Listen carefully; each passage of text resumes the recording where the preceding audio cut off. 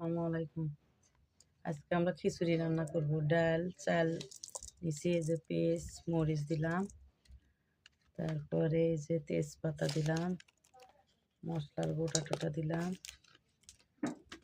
তারপরে এই যে আদা রসুন দিলাম, তারপরে হলুদ দিয়ে নিলাম, এই যে লবণ, তারপরে এই যে তেল দিয়ে দিলাম, দিয়ে এখন মাখিয়ে নেব। এই যে খিচুড়ি মাখা হয়ে গেছে, এখন আমি টমেটো দেব, তারপরে ধনে পাতা দিয়ে মেখে নিব। এই যে পানি দিয়ে দিলাম,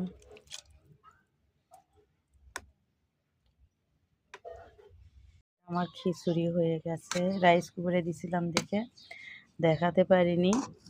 এখন আমরা খিচুড়ি খাবো।